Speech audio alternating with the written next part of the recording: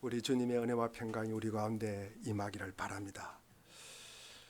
오늘은 우리 24절기 중에 백로입니다. 백로. 여러분, 풀잎에 이슬이 맺히는 시기입니다. 아마 무더운 더위도 낮에는 덥지만 우리가 아침 저녁으로는 조금 서늘한 계절이 되었습니다. 참 좋은 계절이 왔습니다.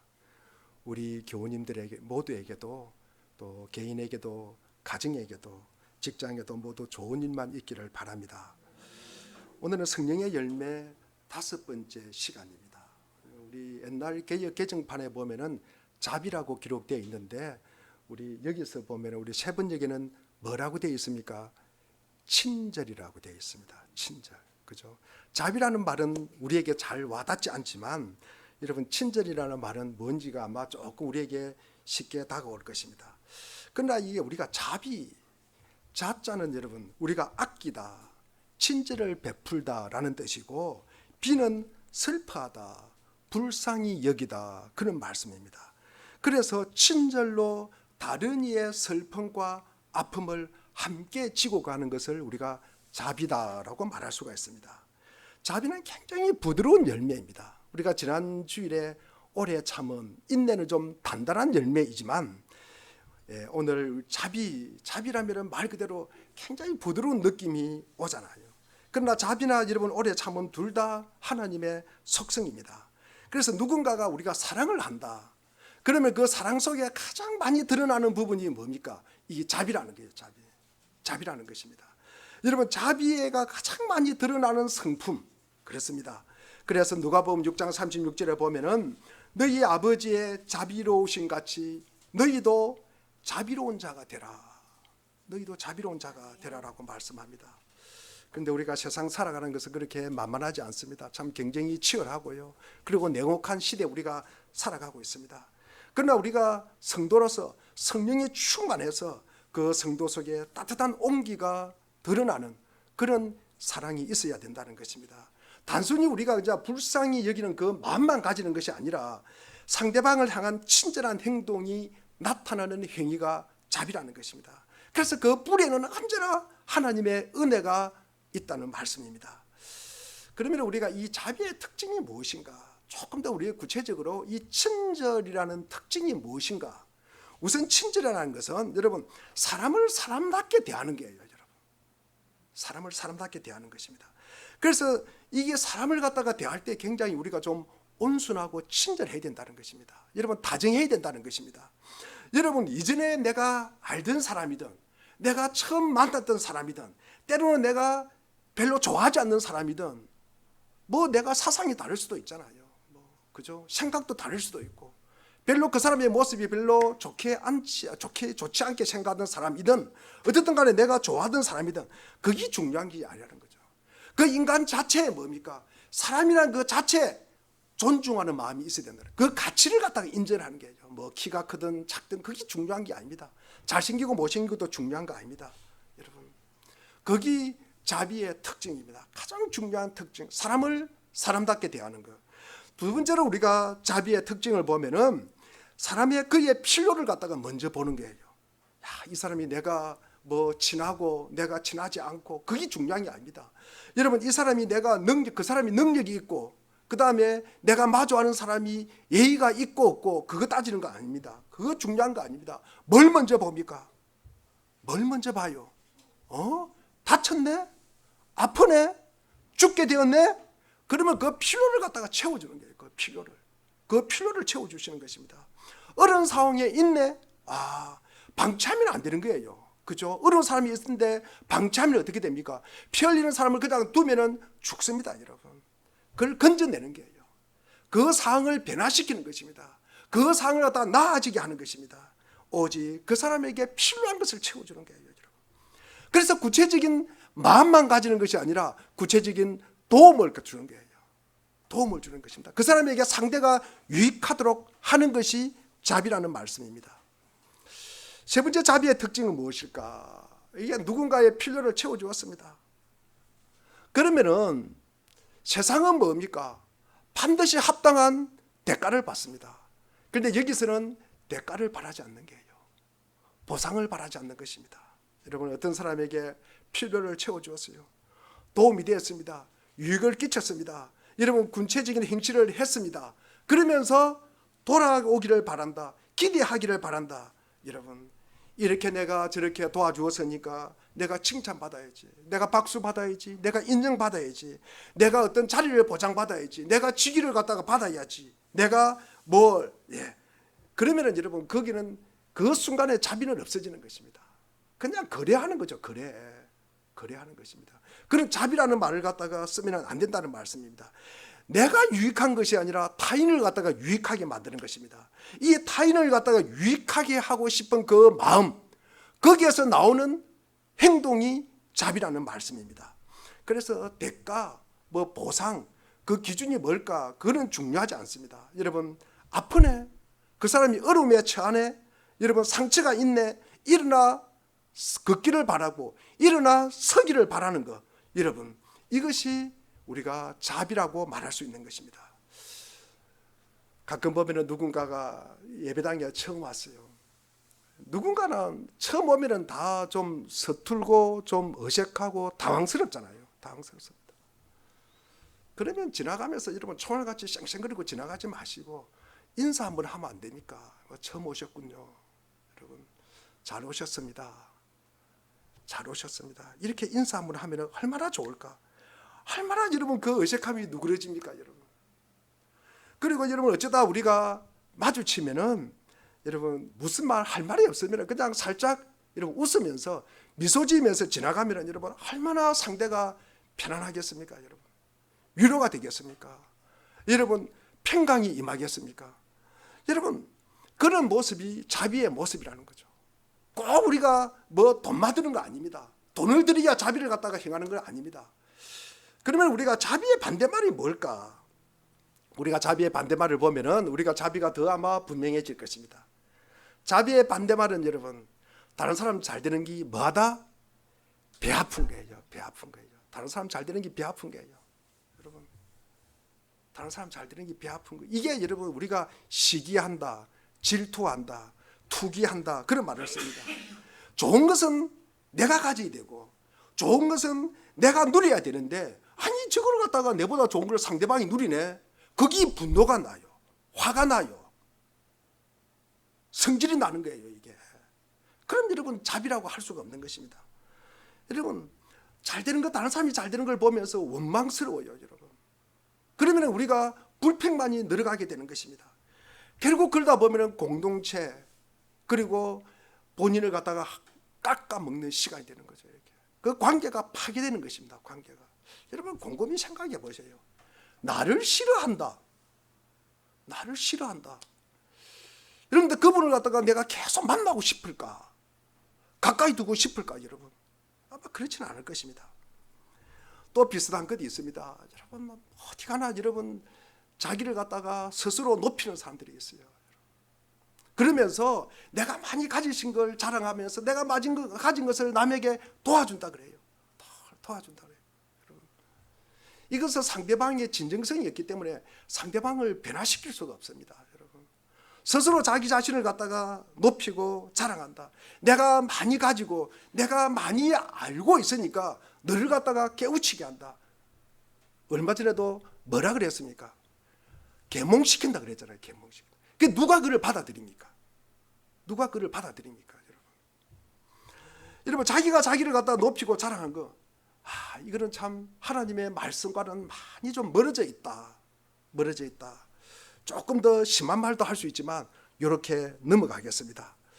그러면 우리가 구약에서 하나님의 속성으로 이 자비라면 우리가 헤세드라는 이야기를 합니다. 헤세드라는 단어를 쓰는데 우리가 자비하심, 인자하심, 우리가 친절하심 이렇게 우리가 표현할 수가 있습니다. 먼저 하나님의 사랑으로 참으로 신실하고 책임 있는 사랑입니다. 끝까지 변함없는 사랑을 할 때 우리가 헤세드라는 말을 표현합니다. 헤세드라는 말은요 우리 속에 한계가 있어요. 우리 속에 실수가 있어요. 우리 속에 허점도 있어요. 우리 속에 모자람도 있습니다. 이게 얼마나 많을까? 그것만 있는 거 아닙니다. 우리 속에 악함도 있고요. 우리 속에 추함도 있습니다. 우리에게 무자격함도 있습니다. 얼마나 많이 있습니까? 그런데 하나님은 우리의 이런 악함에 주목하지 않으시고 우리의 현실, 우리의 상황, 우리의 필요, 우리의 아픔, 우리의 눈물을 갖다가 본다는 거예요. 이게 자비라는 말씀입니다. 어떻게 하는지 하나님께서 우리를 갖다가 그 불편한 자리에서 건져내는 거예요. 더 나아지게 하는 것입니다. 치료하는 것입니다. 여러분, 회복하게 하는 것입니다. 도움을 제공하는 것입니다. 그런 마음과 태도를 가지는 거예요. 이게 자비라는 거죠. 만약에 우리가 하나님께서 우리가 한 행동대로 자비를 갖다가 베풀지 않았다면 우리가 아마 구원받을 사람이 누가 있겠습니까? 우리가 행한 대로 만약에 똑같이 우리 주님께서 우리에게 행했다면 우리가 이 자리에 앉아 있을 사람이 누가 있겠습니까? 우리 속에 선한 구석이 뭐가 있겠습니까? 여러분, 그런데 하나님은 우리를 그렇게 대하지 않았습니다. 모자람과 허점에도 불구하고 우리의 아픔, 우리의 그 처절한 상황, 비참한 상황을 갖다가 거기에 마음을 갖다가 기울이신 분이 하나님이시고 그것이 자비의 모습이라는 것입니다. 주님은 세상 사람들처럼 우리를 갖다가 너는 안 돼, 너는 모자라, 너는 자격 없어, 그렇게 말씀하지 않으십니다. 우리를 그렇게 대하지 않았습니다. 우리 시편 23편 6절 말씀을 우리 같이 한번 읽어볼까요? 우리 6절 말씀입니다. 시작. 진실로 주님의 선하심과 인자하심이 내가 사는 날 동안 나를 따르리니 나는 주님의 집에 들어와 영원히 그곳에 살아야겠습니다. 우리가 잘 아는 시편 23편입니다. 여러분, 주님은 나의 목자예요. 여러분, 내 삶의 굽이굽이마다 만져주셨어요. 인도하셨습니다. 나를 물가로 인도하시고 푸른 초장으로 인도하셨습니다. 그것뿐만 아니라 우리 6절에 보니까 영원하게 주님의 집에 머물 수 있는 데까지 우리를 인도하셨대요. 여러분, 그것이 무엇입니까? 주님의 자비하심이에요. 주님의 자비하심. 주님의 자비하심이 있었기 때문에 우리는 그렇지 못하지만도 주님께서 우리를 물가로 그리고 푸른 초장으로 그리고 우리를 갖다가 어디까지? 영원한 여호와의 집에 머물 수 있도록 거기까지 우리를 인도하셨다는 것입니다. 그것이 주님의 자비하심이요 주님의 인자하심이라는 말씀입니다. 여러분, 우리는 늘 허점투성이에요. 여러분, 우리가 다짐하지만 오래 가지를 못합니다. 말과 행동이 다르고요. 여러분, 우리는 우리 자신을 갖다가 드러내고 싶고요. 우리는 늘 주님의 말씀대로 살아가는 사람은 아무도 없습니다. 그런 모자람과 실수 속에서도 우리 주님은 우리를 실만한 물가로 인도하셨다는 거죠. 그러면서 우리를 영원한 하나님의 집까지 우리를 인도하신다는 말씀입니다. 우리가 시편 136편 1절과 26절도 보면은 이 26절까지 모든 절절마다 창조주 하나님과 구원자 하나님께 감사하고 감격하는 내용이 있습니다. 그 인자하심이 뭐하다? 영원함이로다. 그 인자하심이 영원함이로다. 여러분, 여러분 한번 생각해 보십시오. 하나님의 모든 자비가 여러분 최고의 절정이 무엇입니까? 뭐라고 생각해요? 여러분? 우리가 살아가면서 하나님의 자비하심의 최고의 절정이 무엇입니까? 자기 하나밖에 없는 아들을 우리를 위해서 주셨다는 것입니다. 여러분, 우리는 그런 자격이 있습니까? 없습니까? 우리는 받을 자격이 없어요. 그렇지만 우리를 위해서 보내주셨다는 거예요. 우리는 자격이 없지만 여러분, 인간 자체를 갖다가 불쌍히 여기고 인간 자체를 소중히 여기기 때문에 그 필요를 갖다가 채워주시는 거예요. 그래서 하나님의 아들의 생명을 우리로 하여금 바치게 하는 것입니다. 그러고 난 다음에 여러분, 보상을 받았습니까? 안 받았습니까? 여러분, 보상을 바라지 않았다는 거죠. 여러분, 보상을 바라지 않았다는 것입니다. 여러분, 성경에는 뭡니까? 모든 것이 인간을 인간답게 그 가치를 인정하고요. 그리고 필요를 채워주고요. 그리고 그 대가를 바라지 않는 그 모든 모습이 성경에 처음부터 끝까지 기록되어 있습니다. 여러분, 그래야 우리의 공경, 우리의 아픔, 우리의 죄, 우리의 죽음에서 건져내셨다는 말씀입니다. 바울이 예수님이 이 땅에 사신 모습을 우리에게 가르쳐주고 있습니다. 그것이 디도서 3장 3절 4절 5절에 기록되어 있어요. 사도 바울의 이야기입니다. 우리 한번 읽어보겠습니다. 자, 시작.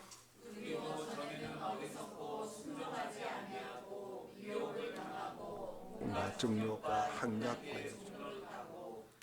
와 시기심 서로 미워. 그러나 우리 구주 하나님은 그 인자하심으로 우리를 구원하셨습니다. 우리가 하나님의 자비하심으로 거듭나게 씻어주시고 성령으로 새롭게 해주셨습니다. 우리는 어리석고 순종하지 않았고 그리고 미혹당하고 온갖 정욕과 학략에 그리고 종노를 했다. 악의가 있고 시기심이 있고 그리고 서로 미워하면서 살았다는 거죠. 그러나 우리 구주 주님께서 하나님은 그 인자하심으로 우리를 구원하셨다는 것입니다. 그 인자하심으로 우리를 구원하셨다. 우리가 행한 의로운 행위가 아니라 하나님의 자비하심으로 우리를 거듭나게 씻어주시고 성령으로 새롭게 하여 주셨다는 말씀입니다. 여러분, 우리가 세상은 자신감을 가져라, 세상은 용기를 가져라, 여러분 그렇게 반복해서 이야기합니다. 그런데 성경은 여러분, 하나님은 우리 같은 자들을 은혜를 베풀어 주셨다. 우리 같은 자들, 부족하고 모자람 있는 우리 같은 자들에게 은혜를 베풀어 주셨다고 말씀하고 있습니다. 그분의 자비하심으로 우리의 아픔을 그분은 크게 보시고 우리의 고통과 아픔을 주님의 눈물이 거기에 머물러 있었다는 말씀입니다. 주님은 우리같이 허물이 많고 어린 썩은 자들의 약함을 여러분 비난하지 않았다는 거죠.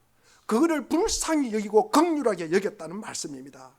그리고 우리를 그 비참함에서 건져내는 자리까지 우리를 데리고 가고 싶어 하신다는 말씀입니다. 하나님의 자비를 우리가 경험하면 할수록 우리도 더 겸손해지고 우리도 더 낮아지는 이런 경험을 하게 된다는 말씀입니다. 스스로 용기를 갖고 자기를 믿고 여러분 세상을 살아가는 것이 아니라 우리가 하나님을 향하여 감격하면서 우리가 그 겸손함 속에서 살아가라는 말씀입니다. 이게 성경이 우리를 데리고 가고 싶은 자리라는 거죠. 데리고 가고 싶은 지점이라는 말씀입니다. 하나님은 우리에게 이것을 기대하는 거예요. 이것을 기대합니다. 그래서 하나님의 자비를 경험한 우리가, 하나님께서 우리에게 자비를 베푸신 것을 경험한 우리가 동일하게 우리도 이 자비를 누구에게 베풀라? 이웃에게 베풀라. 앞에 있는 사람, 옆에 있는 사람, 뒤에 있는 사람에게 베풀라는 말씀입니다. 그렇게 삶을 살아가라는 말씀입니다. 여러분, 우리가 구약은 받고 우리가 신약에서 성경에 보면 자비를 베푼 자니다 라는 내용이 나옵니다. 누구입니까? 선한 사마리아 사람에게. 우리 예수님께서 선한 사마리아 사람 이야기를 하면서 이 사람이 자비를 베푼 자니다 라고 이야기를 합니다. 여러분, 어떤 율법교사가 예수님에게 다가옵니다. 내가 무엇을 하여 영생을 얻습니까? 내 이웃이 누구입니까? 이렇게 물을 때 예수님의 답변하는 이 내용이 오늘 본문에 누가복음 10장에 나오는 내용입니다. 어떤 사람이 예루살렘에서 여리고로 내려가다가 강도를 만났습니다. 그래서 거의 죽게 되었어요. 그래서 벌어져 있었습니다. 그런데 한 제사장도 그냥 지나가고 레위인도 그냥 지나갑니다. 그런데 사마리아 사람이 불쌍한 마음을 가지고 거기에 가까이 와서 그리고 자기가 가지고 있는 기름이나 아마 상처를 씻어내는 그런 기름을 붓고 그리고 그걸 싸매줍니다. 상처를. 그러면서 자기 짐승에 태워서 주막까지 이동하잖아요. 그러면서 보살펴줍니다. 그 다음 날 가면서 2데나리온을 두고 갑니다. 2데나리온은 하루 일당이 1데나리온이에요. 그러면 하루 일당이 한 10만 원 잡으면 한 20만 원 정도를 두고 가면서 그 주막 주인에게 부탁을 합니다. 비용이 더 들면은 내가 다시 돌아올 때 갚겠습니다 라고 이 사람이 떠납니다. 그 사람이 누구다? 자비를 베푼 사람이다. 가장 아마 신약에서 자비를 베푼 사람의 모습을 가장 선명하게 드러나는 모습입니다. 그러면 예수님께서 이 사마리아 사람에게 왜 자비를 갖다가 베푼 사람이다 라고 평가를 할까?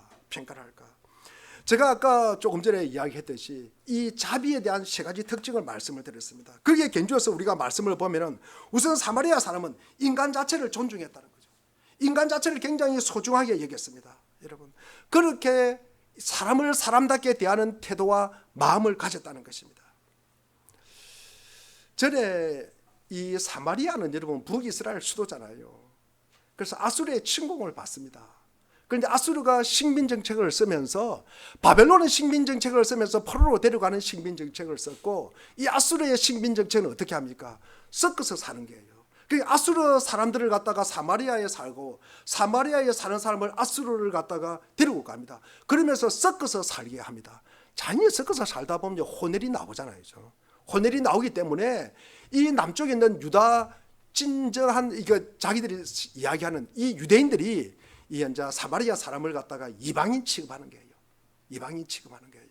자기 동족이라고 아니라고 이야기합니다. 피가 다른 피가 섞였다고 그렇게 보고입니다.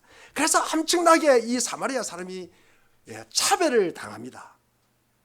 부당한 대우를 당한다는 말씀이에요. 부당한 대우. 그리고 또 우리가 한 가지 더 볼 것은 이 예루살렘은 그 해발 800m 정도에 있습니다. 그런데 이 여리고는 그 해발, 그러니까 해발 마이너스, 그러니까 250m 정도의 그 여리고가 위치하고 있습니다. 그래서 예루살렘에서 여리고로 내려갔다, 이 말은 여러분 지행상도 그렇지만도 여러분 성경에 많은 사람들은 이거를 주석을 달기를 하나님과 멀어졌다는 거죠. 그러니까 예루살렘에 하나님이 계시는데 하나님과 멀어져 가는 사람이라는 거죠. 하나님과 멀어져 가는 사람. 그러면 이렇게 우리가 생각해 볼 것은, 이 사람이 그냥 제 가운데 살고 세상 가운데 살기를 바라면서 갔구나. 그러니까 이 사람은 뭐다? 별로 좋지 않은 사람이네. 그러니까 당해도 싸네. 이런 이야기를 할 수가 있다는 거죠. 그러면은 여러분, 이 사마리아 사람 자체를 보거나 이 강도를 당한 사람, 이 사람의 입장에서 봐서나 여러분, 이 사마리아 사람도 얼마나 할 말이 많겠습니까? 자기도 많이 당했으니까 본전 생각나잖아요. 그래 도와줄 필요 없는 거예요, 여러분. 그리고 이 사람, 강도 만난 사람도 자기가 당할 짓 했구나. 하나님과 멀어졌으니까 당하지. 여러분, 그러니까 이 사마리아 사람이 이 사람을 갖다, 강도 만난 사람을 도와줄 이유가 하등에 없다는 말씀이에요. 하등에. 하나도 이유가 없다는 말씀입니다. 그런데도 도와주었어요. 그런데도 도와주었다. 그래서 자비라는 것입니다. 그래서 자비라는 말씀을 갖다가 쓰는 것입니다. 여러분, 우리가 이 강도 만난 사람이 거의 죽게 되었습니다.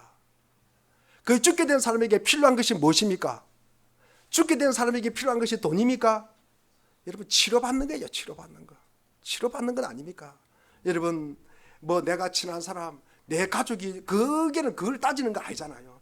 여러분, 이 사람이 우선순위가 뭡니까? 다친 사람이 있어요. 다쳤어요. 피를 흘려요. 거의 죽게 됐어요. 그러면 살리는 거예요. 살리는 거. 여러분, 그게 필요한 것입니다. 그 필요를 채워주는 것이 뭐다? 자비라는 말씀입니다. 세 번째로 이 사마리아 사람은 보살펴주고 그 다음에 도와줬습니다. 그러면서 무슨 대가를 바랐겠습니까? 무슨 대가를 바란 거 있습니까? 여러분, 내가 이 사마리아 사람이 내가 박수받고 인정받고 칭찬받기 위해서 그랬을까? 여러분, 내가 다친 사람을 보니까, 이 사마리아 사람이 다친 사람 보니까, 아픈 사람 보니까, 쓰러져 있는 사람 보니까 내가 도와주고 싶은 생각이 드는 거예요.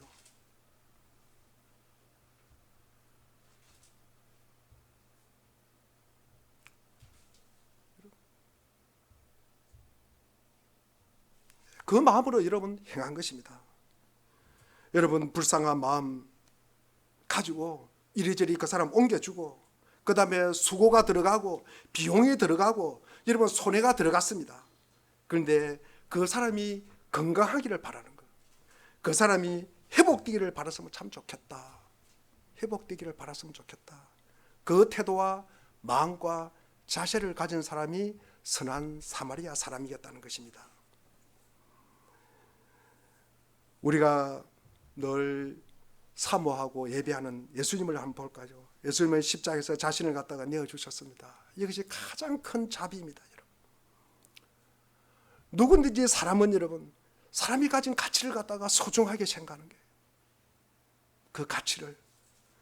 그리고 죄와 죽음에서 이게 건질 필요가 있다는 것을 느낀 거죠. 여러분, 죄에서 종로를 합니다. 그에게 필요한 것은 자유잖아요. 자유가 필요합니다. 여러분, 그러면서 아무 보상을 받지 않았습니다. 가장 큰 자비를 행하신 분이 예수님이시다. 우리 주님은 무수한 차이와 장벽을 뛰어넘고 죄 가득한 세상에서 여러분 보편적으로 받아들이는 것을 여러분 무시합니다. 그것을 갖다가 무너뜨립니다.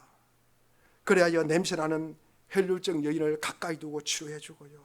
그리고 나병 환자, 누구도 싫어하는 이 나병 환자를 만지고 치료해 줍니다. 그리고 맹인 거지 바디메오의 부르짖음을 여러분 외면하지 않았습니다. 그 많은 무자격함, 무지, 그리고 결격 사유를 그들이 겪는 아픔과 눈물에 마음을 갖다가 기울이는 것입니다.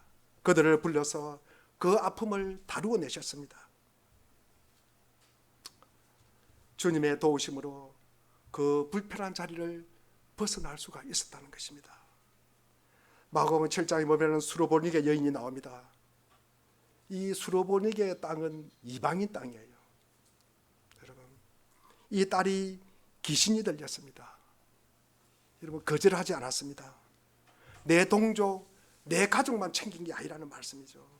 여러분, 십자가에 달려 있으면서도 여러분 이 제자 요한에게 자기 어머니를 갖다가 부탁을 합니다. 십자가에 있으면서도. 이런 주님의 자비로운 모습이 구원으로 이끄는 사랑의 행위라는 말씀입니다. 그래서도 이인 우리의 삶에 참으로 보배 같은 이 신앙의 특징이 자비입니다. 마태복음 25장 35절과 36절에 보면 너희는 내가 줄일 때 먹을 것을 주었고 목마를 때 마실 것을 주었고 나그네로 있을 때 영접하였고 헐벗었을 때 입을 것을 주었고 병들었을 때 돌보아 주었고 감옥에 있을 때 찾아 주었다. 주님의 평가는 25장 40절에 보면 지극히 보잘것없는 사람 하나에게 한 것이 곧 내게 한 것이라고 말씀하고 있습니다. 여러분, 우리의 이 자비는 우리의 삶에 여러분 습관이 되어야 하는 것입니다. 예수님의 제자들이 이 예수님을 따라다니면서 살았는데도 매일의 삶에서 다른 이에게 자비를 베푸는 것이 쉽지 않았습니다. 왜 그랬을까? 여러분, 사람을 살리는 것에 주목하지 않고 사람보다 자꾸 여러분 업적 중요시하고 성과 중요시하고 일 중요시하고 여러분 성공 여러분 거기에 집착하다 보면은 자비를 행할 수가 없습니다. 많은 사람들이 너무 바빠서 누구로부터 방해받기를 싫어합니다. 내가 할 일이 있어요. 내가 만나야 될 사람이 있습니다. 여러분, 내가 마무리해야 할 업무가 꽉 차 있습니다. 스케줄입니다. 이걸 늘 우선한다는 거죠. 그러면 여러분, 내가 하고 싶은 거 하고 내가 좋아하는 거 하고 내가 원하는 것에 붙들려서 여러분 살아가기 때문에 여러분 자비를 베풀 수 없는 거예요. 늘 자기 중심으로 살아가는 거예요. 자기에게 함몰되어 살아간다는 거죠. 그러다 보면 우리가 다른 이에게 에너지를 쏟을 여유도 없고 힘도 없고 능력도 없습니다. 우리가 눈을 열어서 이웃의 아픔과 고통 그 필요를 갖다가 먼저 내 눈에 들어와야 됩니다. 내 눈에 들어와야 됩니다.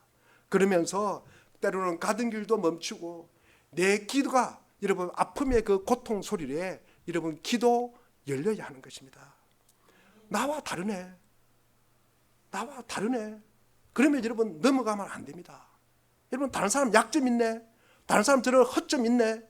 그렇다고 넘어가면 안 됩니다. 우리 주님은 그렇게 하지 않았습니다. 여러분 시간을 내서 우리가 들어야 하고 우리가 보아야 합니다.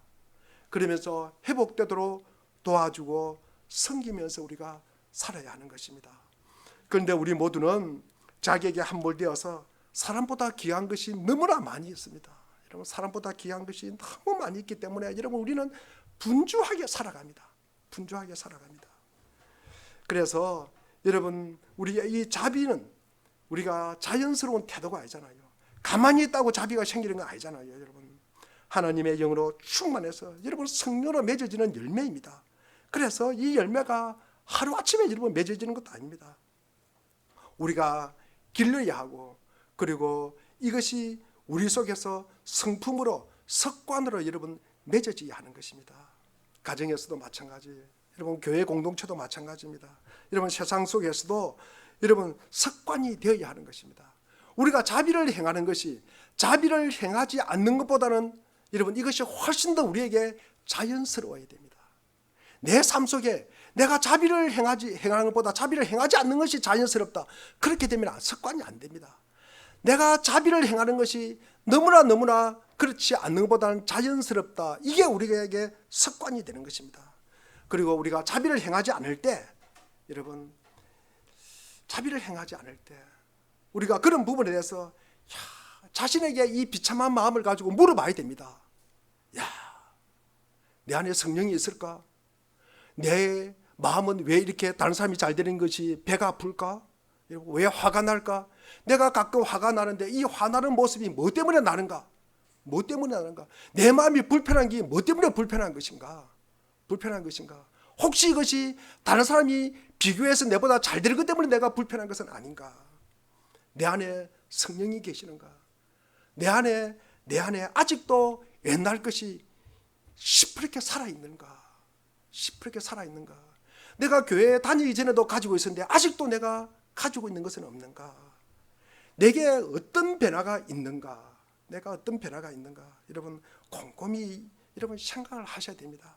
여러분 하나님께서 나에게 주신 이 기회를 갖다가 여러분 헛되이 보냈을 때 여러분 가슴을 찢으면서 애통하셔야 되는 것입니다. 그러면서 견디고, 그러면서 오래 참고, 그러면서 자라고, 그러면서 성숙해지고, 그러면서 여러분 인격으로 우리가 믿음으로 우리가 열매를 맺으시기를 바랍니다.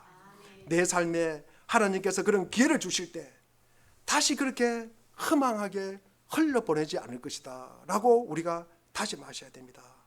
우리는 너무 쉽게 편한 삶이 참 좋은 삶이다 여길 때가 참 많습니다. 우리가 이때 조심하셔야 됩니다. 그리고 자비를 베푸는 일에 실패하는 것을 여러분 늘 본전 생각이 나기 때문입니다. 내가 손해봤다고 생각하기 때문입니다. 다른 말로 표현하면 하나님이 주신 은혜를 갖다가 잊어버렸기 때문입니다. 하나님이 주신 은혜를 잊어버리니까 자꾸 내가 손해봤다는 생각을 하는 거예요. 손해봤다. 여러분 내가 손해보고 내가 억울한 입장에서 내가 생각하고 행하는 것은 보복이에요. 여러분 이 복수하는 것입니다. 우리가 보복하고 복수하는 것이 여러분 이것이 평화를 만들고 승리를 만듭니까? 그렇게 생각한다면 이것은 사탄이 주는 생각이라는 것입니다. 마태복음 4장에 예수님께서 시험을 당하십니다. 세 번째 시험에 보면 내게 엎드려 절하면 천하만국을 주겠다. 그때도 예수님께서 사탄아 물러가라고 했습니다. 이런 마태복음 16장에 예수님께서 제자들에게 이제 난 앉아 고난을 당하고 죽을 때가 됐다. 그러니까 베드로가 파뜩 나서가지고 결코 그런 일이 없을 것입니다 라고 이야기하니까 사탄아 물러가라고 했습니다. 여러분 지금은 예수님께서 부활을 쟁취한 시대에 우리가 살고 있습니다. 지금도 뭡니까? 사탄은 세상 근세를 쥐고 있습니다. 그러면서 우리에게 속삭입니다. 절을 한번 하면은 네가 편한 길을 만들어주마. 천하만국 주겠다. 천하만국 주겠다.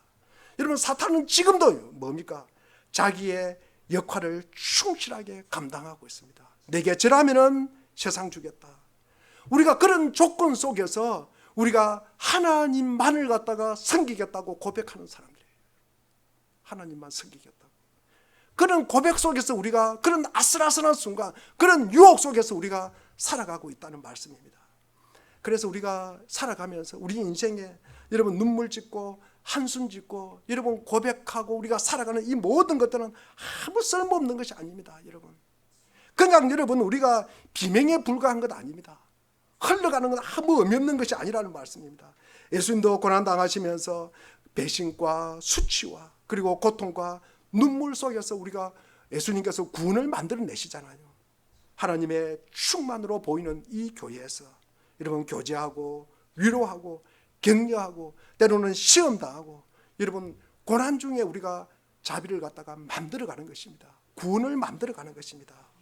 하나님은 언제나 우리 인생 속에서 구체적으로 임재하시고 그리고 나와 동행한다는 사실, 이것이 여러분 신비예요. 신비. 여러분, 이것이 신자의 위대함입니다. 사랑하는 교우 여러분, 한번 생각해 보십시오. 여러분, 우리가 이 땅을 살아가면서 우리가 손해보고 우리가 물질을 들이고 우리가 시간을 들이면서 여러분 살아가는 사람이 누가 있습니까? 세상에 그런 사람이 누가 있습니까? 교회에 다니는 사람 말고 누가 있습니까? 여러분. 그래서 우리가 빛이라는 말씀이에요. 우리가 빛이라는 말씀입니다. 여러분, 우리가 이 땅에 살아가면서 사도행전 7장을 보면 스데반이 돌에 맞아 죽으면서 주 예수여 내 영혼을 받아 주옵소서 그러면서 하는 이야기가 뭡니까? 그들의 잘못을 돌리지 말라 그래요. 그들의 잘못을 지금 돌을 던지고 있어요. 그 잘못을 갖다가 그들에게 돌리지 말라 그래요.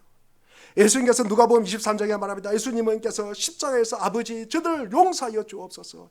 자기네들이 지금 무슨 일을 하고 있는지를 모릅니다 라고 이야기합니다. 여러분, 상대의 잘못, 여러분 상대의 한계, 상대의 모자람, 여러분 그 사람에게 돌리지 않는 거예요. 여러분, 다시 말씀드리겠습니다. 상대의 잘못, 여러분 상대의 한계, 상대의 실수, 상대의 허점, 여러분 그 사람에게 돌리지 않는 것, 이게 자비의 모습입니다. 자비의 행동입니다. 사랑하는 교회 여러분, 하나님께서는 우리 한 사람 한 사람을 곰곰이 보면은 영화를 찍고 있는 것입니다. 우리가 인생을 살아가면서 마지막에 이 영화 한 편이 만들어지는 것입니다. 우리 모두 다른 사람이 그러니, 시대가 그러니 그런 핑계 대지 마시고 우리 모두 시대를 거스르는 이 따스함으로 우리가 살아나고 여러분 회복하고 하나님께 영광을 돌리기를 바랍니다. 이렇게 날마다 자기를 부인하고 자비를 갖다가 베푸는 이 그리스도의 닮은 모습을 우리도 드러내기를 바랍니다. 자비의 최종적인 결과는 여러분 그리스도에게로 이끄는 것입니다. 우리 모두 나와 그리고 나를 만나는 모두가 그리스도에게로 인도하는 귀한 복을 우리에게 허락하고 그리고 그런 삶을 살아가는 우리가 모두가 되기를 주의 이름으로 축원드립니다. 기도하겠습니다. 하나님 아버지,